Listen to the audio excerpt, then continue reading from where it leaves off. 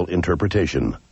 Viewers are invited to make a judgment based on all available information. Tonight, liftoff. We have a liftoff. We investigate the most extraordinary event of the 20th century. It's one small step for man. Man landing on the moon. One giant leap for mankind. But believe it or not, some people say it never happened. This whole thing was a fake. Decide for yourself as we explore the evidence. The Eagle has landed. Analyze official government photos. What a ride, what a ride. Examine the films. The flag flaps on the moon where there's no atmosphere. And hear the testimony of one former astronaut who's not afraid to speak his mind. NASA could have covered it up. Could the government have orchestrated the deception of the century? NASA could have pulled off the greatest hoax of all time. You be the judge. On Conspiracy Theory, did we land on the moon?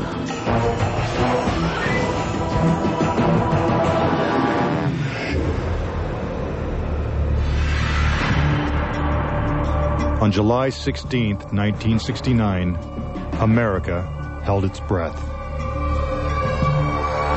10, 9, ignition sequence start. 6, 2, 1, 0. All engine running. Liftoff. We have a liftoff.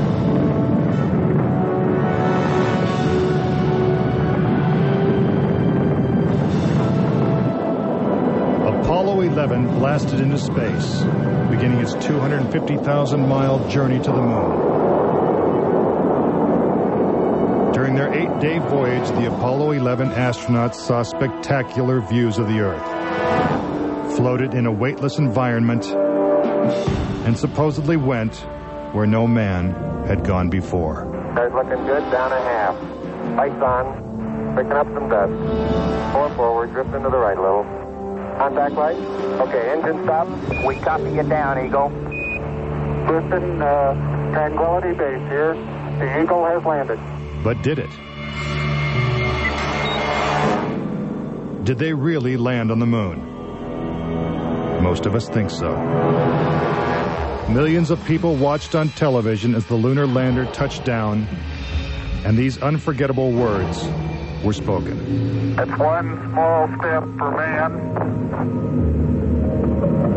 one giant leap for mankind. But even today, there are those who claim that believing in man's one small step requires one giant leap of faith. Bill Kaysing was an analyst and engineer at Rocketdyne, the company that designed the Apollo rockets. There were many problems that evolved during the 60s that led people to believe that we're never going to make it to the moon.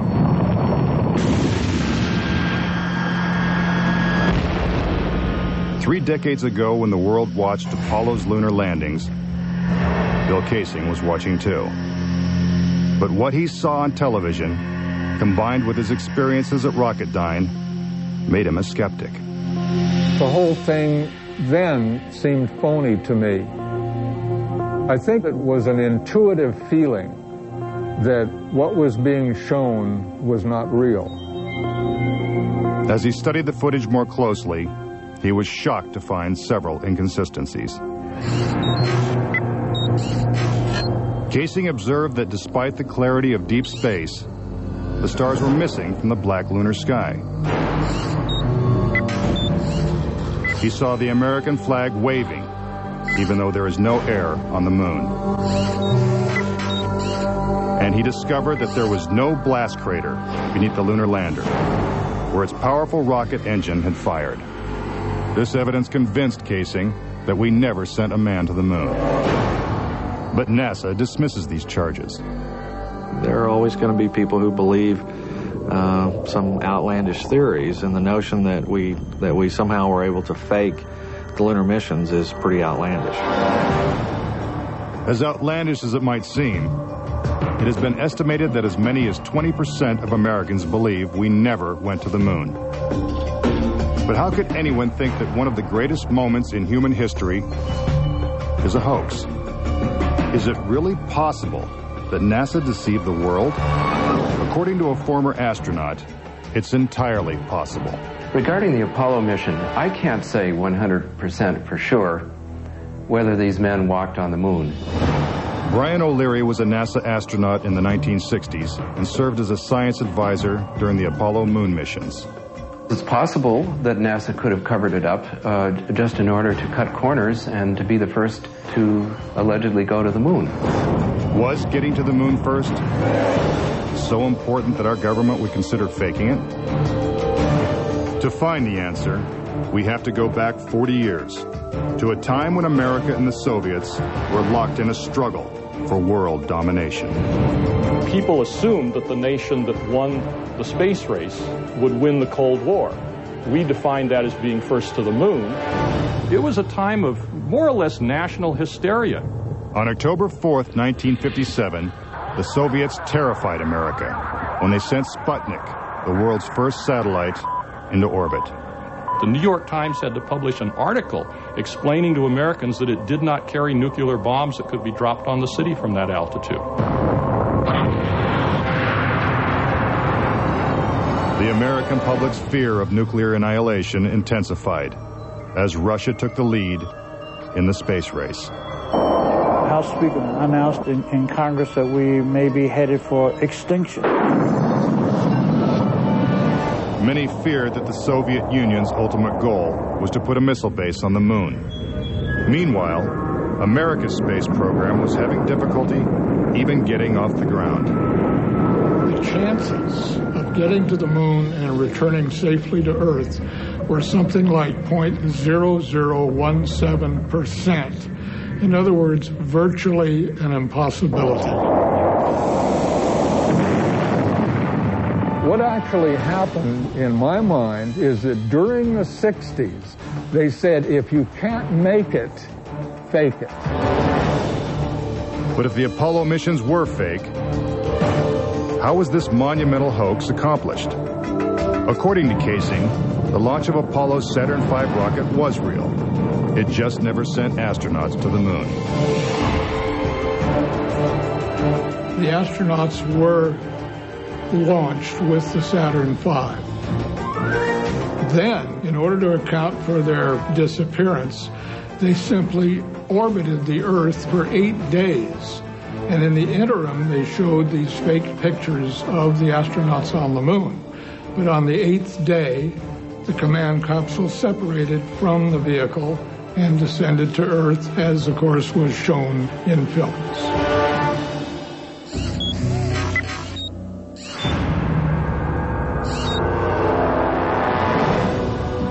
This theory inspired the 1978 movie Capricorn 1, in which the government attempts to fool the world by faking a mission to Mars.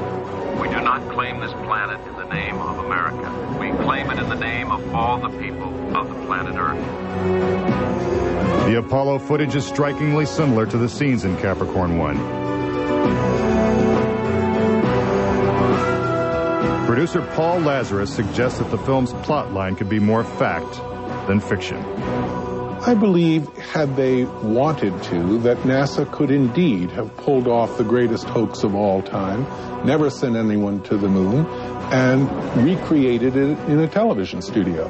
And I believe it could have been done at that time. The technology was in place. The footing is solid. The surface seems powdery. The surface is fine and powdery. I can pick it up loosely with my toe.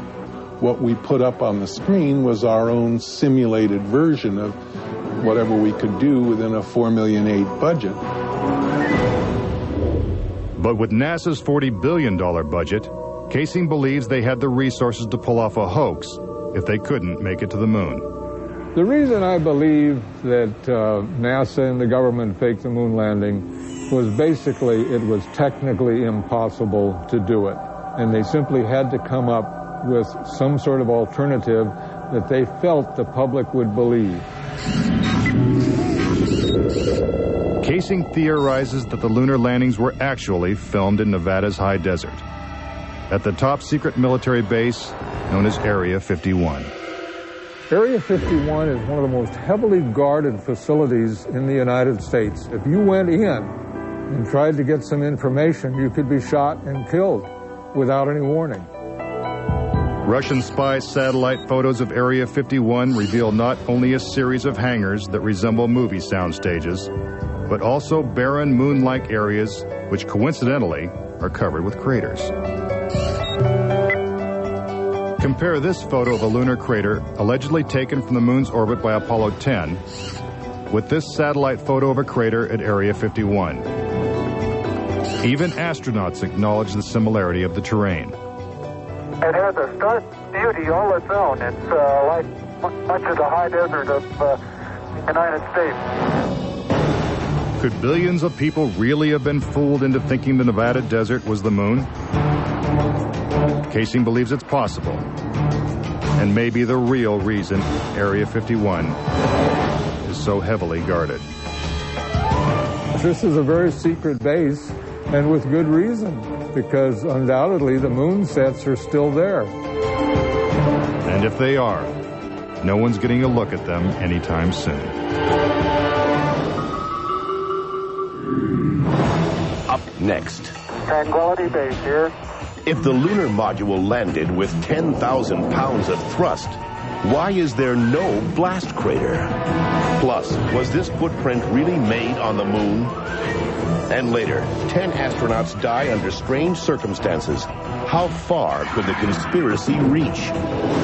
Find out when Conspiracy Theory returns.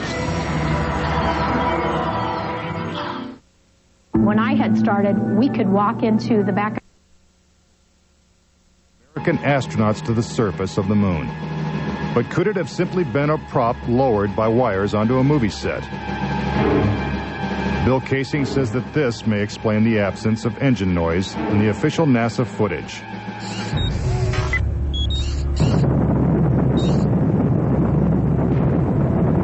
The noise level of a rocket engine is up into the 140, 150 decibel range. In other words, enormously loud. How would it be possible to hear astronauts' voices against the background of a running rocket engine? Picking up some dust. 30 feet, 2.5 down. Straight shadow. 4 forward, drift into the right a little. Contact light. Okay, engine stop. Is this evidence that the footage is actually fake? A sequence shot in a controlled environment here on Earth? Just months before this historic landing, a prototype LEM was flight tested at Ellington Air Force Base. While NASA cameras record the test flight, Neil Armstrong struggles to control the unwieldy craft.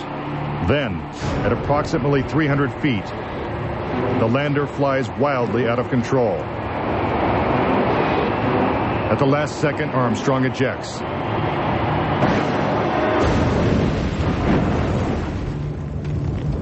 And floats to safety.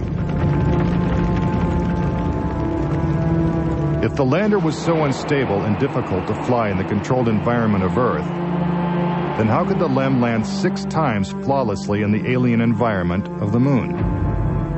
The LEM had a single engine mounted dead center, and then they had little push jets, thruster jets, a couple of them up on top. This was supposed to control their attitude as they came down. Well, I'll tell you a secret. The instant you moved your tail in that cabin an inch, you would change the load pattern. It would begin to tilt, and it would start that thing spinning.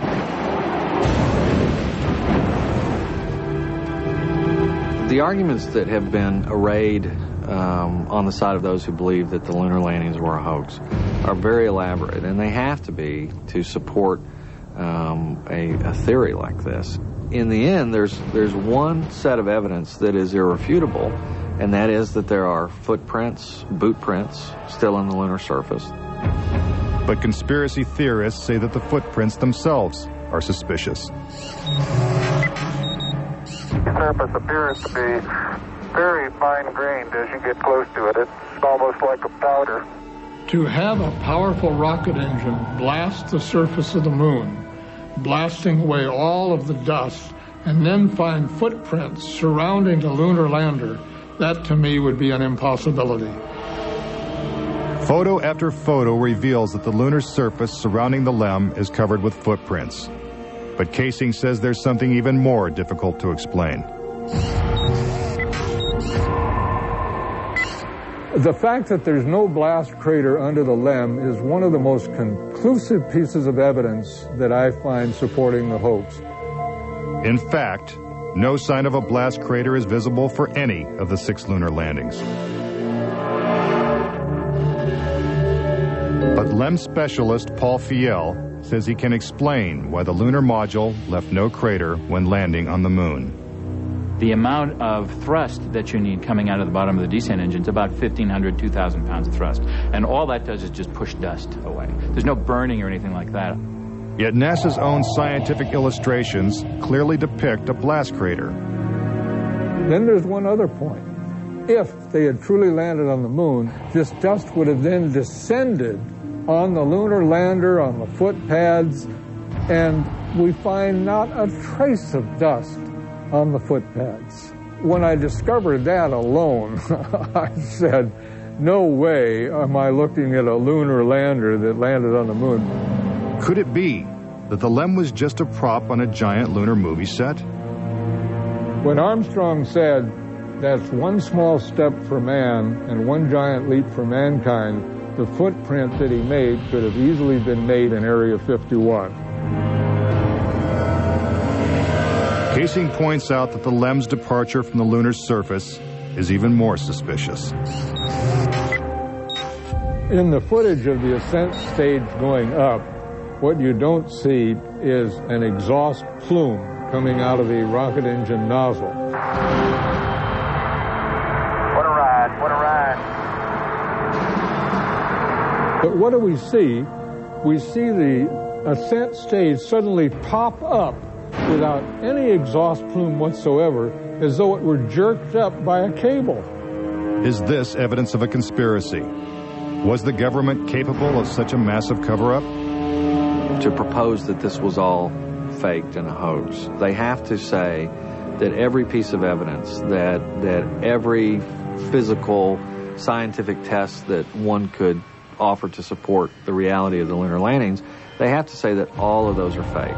I would say that my conviction that Apollo was a fake was really not according to one specific piece of evidence, but it was cumulative. This whole thing was a fake. Coming up. We're getting a picture on the TV. If there's no air on the moon, why is this American flag waving? Plus, could these official NASA photos have been doctored? All of the photographs were faked. And later, is it possible for humans to have survived the deadly radiation in deep space? When Conspiracy Theory continues.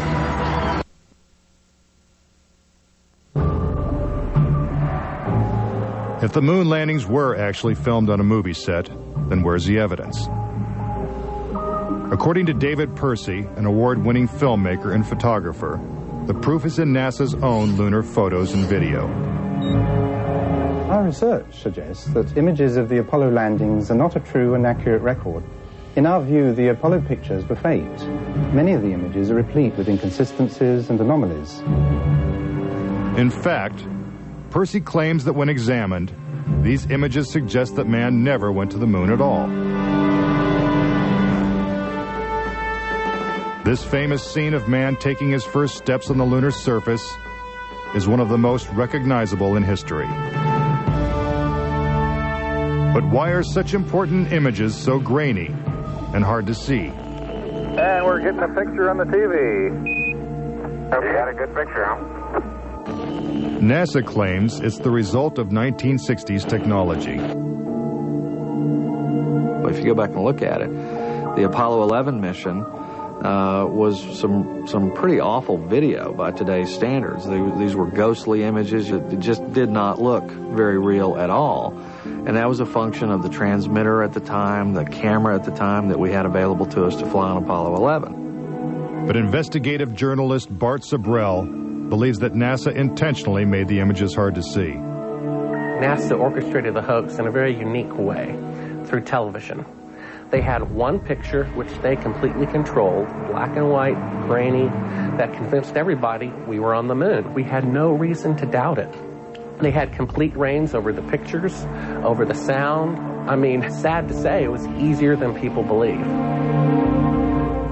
But despite the lack of clarity, conspiracy theorists see evidence suggesting that these images were staged. It's absolutely unreal. Although it appears that the astronauts are moving in the moon's gravity, which is 1/6 that of the Earth, Percy notes that when the speed of the film is doubled, the astronauts appear to be running as if in Earth's gravity.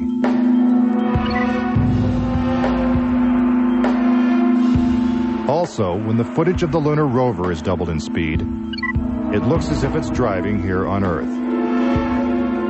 But there's another reason some believe the Apollo missions were shot on Earth.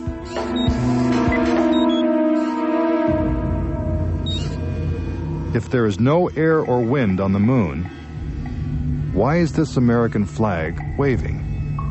The fact that the flag flaps on the moon where there's no atmosphere means that there must have been a little blast of wind out in Area 51 where they shot this. Could these questionable images simply be the result of astronauts struggling to plant the flag into the lunar surface?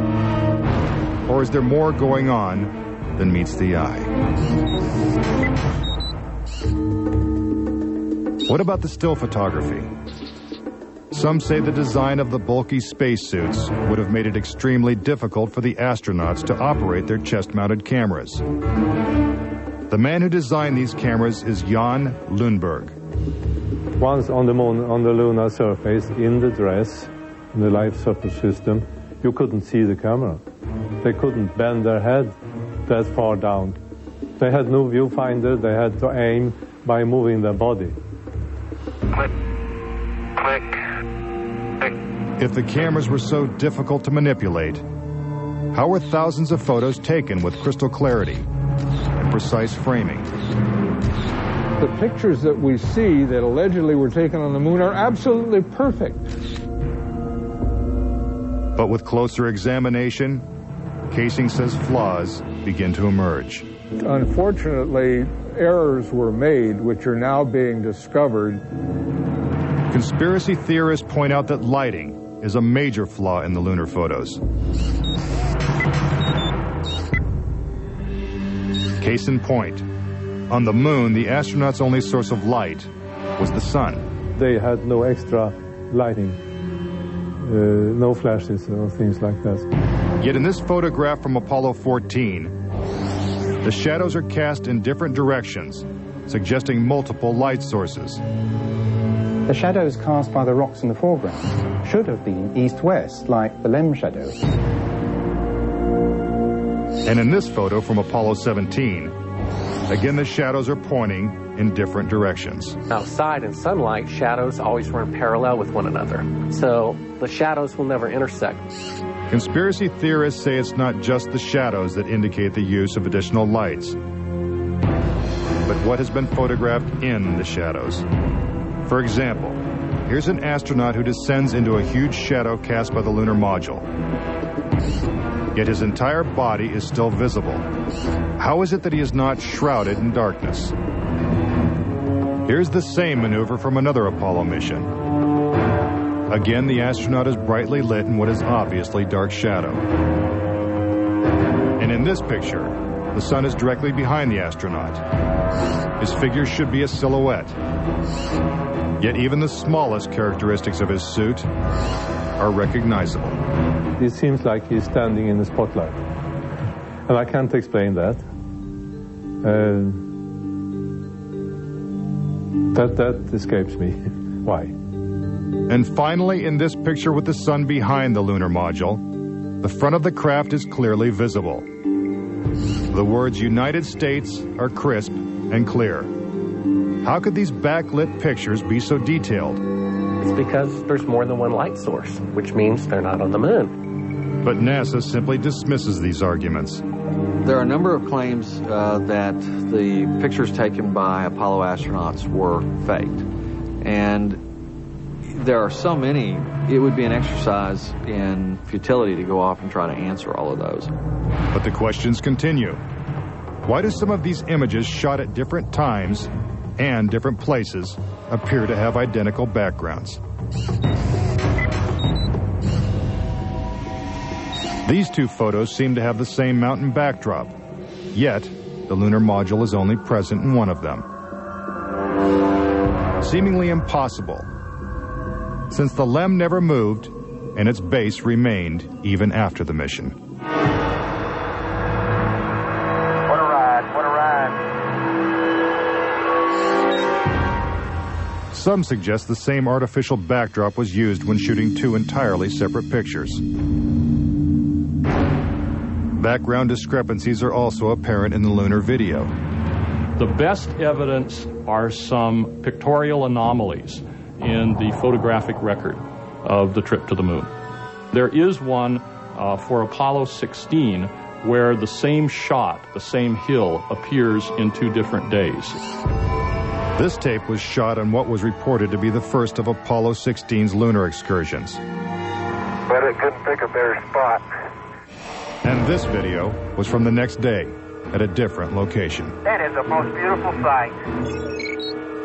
NASA claims the second location was 2.5 miles away. But when one video is superimposed over the other, the locations appear identical. The conspiracy theorists see that as evidence that we didn't go to the moon, that it was staged, and the opposite point of view is that it's a case of bad editing. It's absolutely unreal. Conspiracy theorists claim that even closer examination of the photos suggest evidence of doctoring.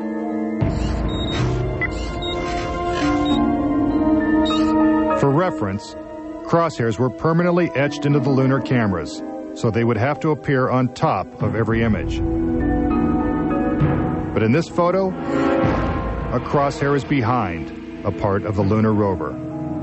This situation is impossible and has to be the result of technical manipulation and doctoring of the image. And in this photo from Apollo 11, the equipment in the foreground is covering the crosshair, not behind it. And in another from Apollo 12, the American flag is covering one crosshair and the astronaut is covering the other. When presented with these questionable photos and videos, NASA refutes the conspiracy theories. Some range from incredibly complicated to incredibly goofy. There are arguments that are wrong optically, they're wrong physically, they're wrong scientifically, they're wrong historically. There's a great deal of claptrap that is sort of woven in to these arguments. But despite what NASA says, conspiracy theorists still insist that Apollo was a hoax. When I looked at all the pictures and all the footage, I'm absolutely convinced, I bet my life on it, that we didn't go to the moon. I know for a fact that we didn't. Coming up next, tragedy strikes the Apollo program. The program could be stopped dead in its tracks. 3 astronauts die in a pre-launch simulation. But was it an accident? He was going to blow the whistle on the whole project. And later, could the astronauts have survived a trip into deep space? Before they got 1/2 to the moon, they would have picked up a death dose of radiation. Next, on Conspiracy Theory.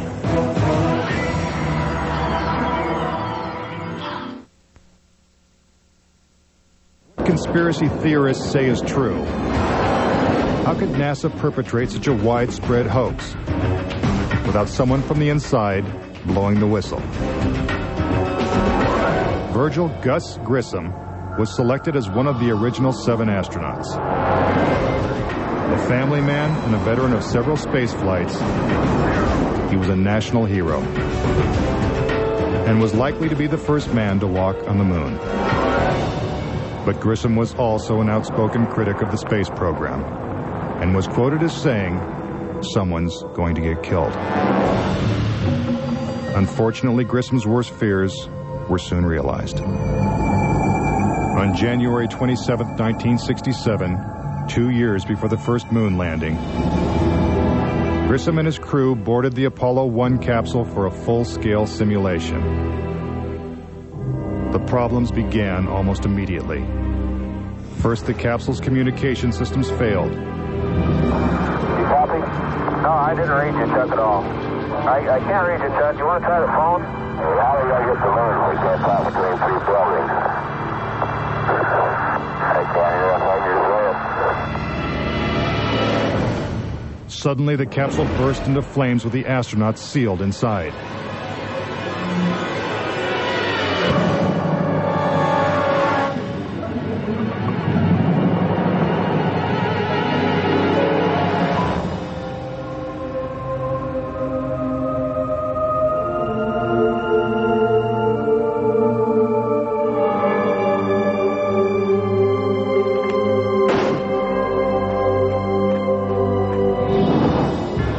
Tragically, Gus Grissom, Ed White,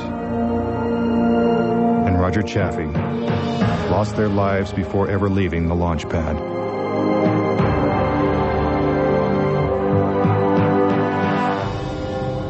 Gus Grissom's family believes the Apollo 1 fire was no accident. I think it was intentionally sabotaged by someone. It's been a question in my mind, what was found in the accident investigation and how was that handled? Was the CIA involved or whoever? But it was done intentionally.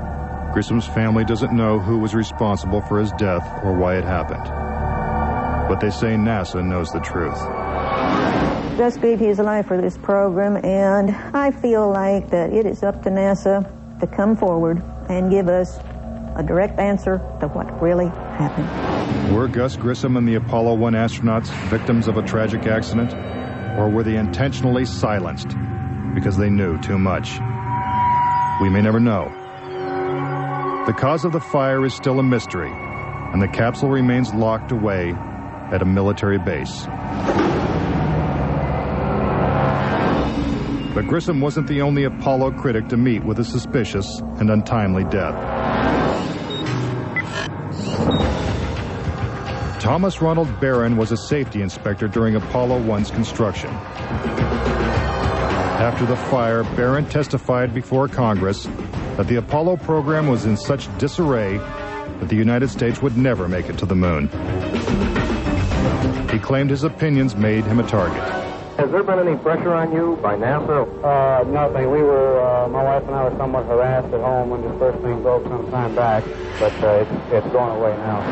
As part of his testimony, Barron submitted a 500-page report detailing his findings. There was a real fear that the program could be stopped dead in its tracks. Then exactly 1 week after he testified, Barron's car was struck by a train. Barron, his wife, and stepdaughter were killed instantly. I believe that Thomas Ronald Barron was murdered because he had the truth to tell about the Apollo project. Barron's report mysteriously disappeared, and to this day, it has never been found. But the Apollo program continued, and so did the string of untimely deaths. Between 1964 and 1967, a total of 10 astronauts lost their lives in freak accidents. These deaths accounted for an astonishing 15% of NASA's astronaut corps. To keep something that's alive wrapped up and covered over, you've got to eliminate all the people that can talk about it. Could the government have gone this far to pull off such an elaborate hoax? NASA says it's impossible. There were probably 250,000 people who were directly involved in the Apollo program, and another 500,000 people beyond that. 750,000 people can't keep a secret like that. That's just not going to happen. But Bart Sabrell insists that most NASA employees knew nothing of the deception. Very few people at NASA knew. thing is so departmentalized. You got the person building the bolts in Houston or doing this in Seattle or doing this in Florida. No one knows the full picture. So, you know, you had no one seeing the full picture of anything except a handful of people. If the conspiracy theorists are right, and only a few people knew the whole story, then the truth may remain buried forever. When we return, could the astronauts have survived the deadly radiation of space? Getting them past the radiation belt would have been impossible. And a Russian cosmonaut breaks his silence when conspiracy theory returns.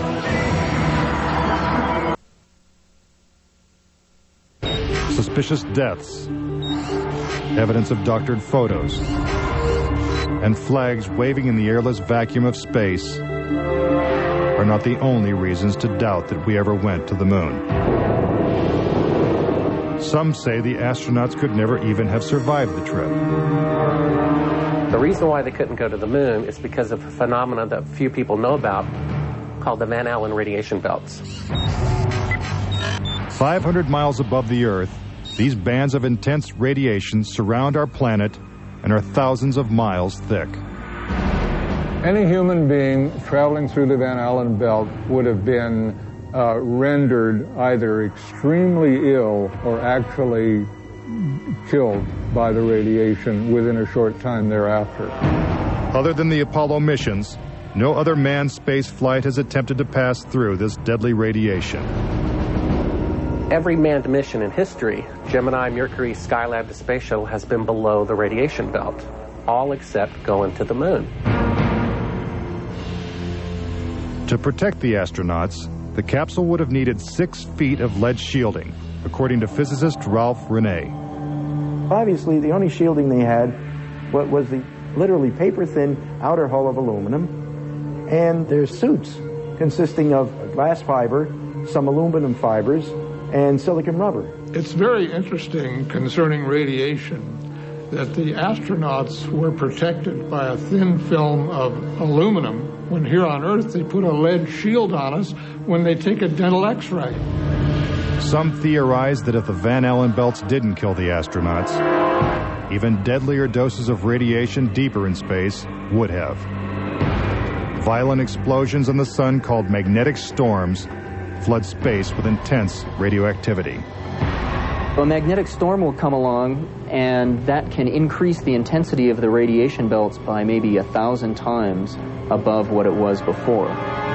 According to Rene, the Apollo 16 mission coincided with one of the sun's most intense storms ever recorded.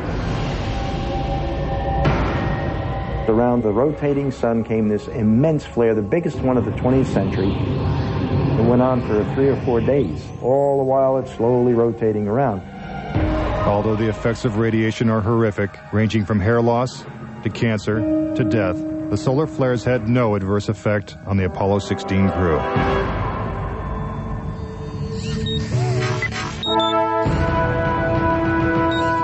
NASA had another problem, and one is that the moon's surface is totally inhospitable to man. If you do it in the dark, and that includes any part of the shadow of the spacecraft itself, the temperatures go down to 250 degrees below zero. In the sun, the temperatures go up to 250 degrees above zero. Rene also theorizes that the astronauts' liquid-cooled spacesuits could not have provided sufficient protection from the intense heat and radiation. But NASA maintains that this hypothesis is wrong.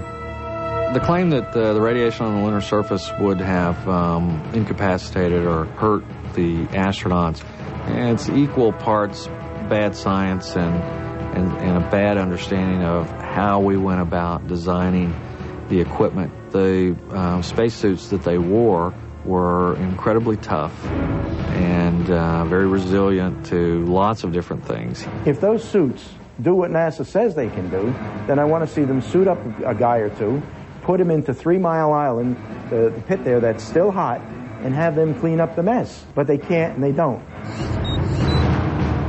The fact remains that no Apollo astronaut has ever suffered a serious illness from a trip to the moon. Could this be because they never left the safety of Earth's atmosphere in the first place? This is the main reason why the Russians never really intended to send the men to the moon. Was it the fear of lethal radiation that caused the Russians to abandon their plans to go to the moon? According to one of their chief cosmonauts, it was certainly a factor. Of course, we were worried to go out into the unknown of space. Of course, we were fearful. We had no idea how a human would be affected by the radiation. We suspected that possibly the radiation could even penetrate through the craft itself. Are the deadly perils of space proof that NASA faked the Apollo missions? To this day, the Russians have never sent a man to the moon. And we have no plans to return. A final word when conspiracy theory continues. Now that you have heard the various theories and explanations, do you believe it's possible for our government to perpetrate such an incredible hoax? Is it conceivable that with its $40 billion price tag, the Apollo program was nothing more than the most expensive movie ever made? It is my personal belief, and I totally believe this after all the years of research I've done on this, that NASA never landed a man on the moon. I would say that anybody who believes that we did not go to the moon is an absolute nut. Anyone that wants to call me a kook or a nut or a crackpot, they're welcome to do that, but they're also welcome to go examine the evidence, which is everywhere. Bottom line, the United States went to the moon in the 1960s and the 1970s. End of story. Is there any way to put this controversy to rest once and for all? The only thing the experts agree upon is that the answer is 250,000 miles away. If NASA truly landed on the moon, remnants of the 6 successful Apollo missions would have been left behind. The base structures of the LEMs, the abandoned lunar rovers. Even the American flags would still be standing at each landing site. I would like to invite NASA and all of their supporters to simply take the most powerful telescope on Earth and see if there's a lunar lander there. If there's a lunar lander there, I'll never say another word about an Apollo hoax. If there's no lunar lander there, I'll rest my case. But no telescope exists that can examine the moon in such detail. Do objects from the Apollo missions remain on the moon in silent testimony? Or is the conspiracy theory true? In 2 years, Japan will send an orbiter to take close-up photos of the moon's surface. What will they find? Until then, the question remains, did we land on the moon?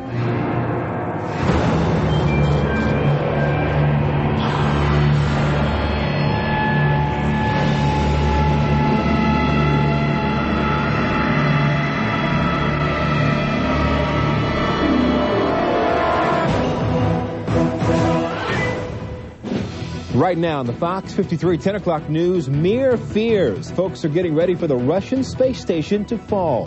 The sudden death of a 16-year-old girl has one local school on alert.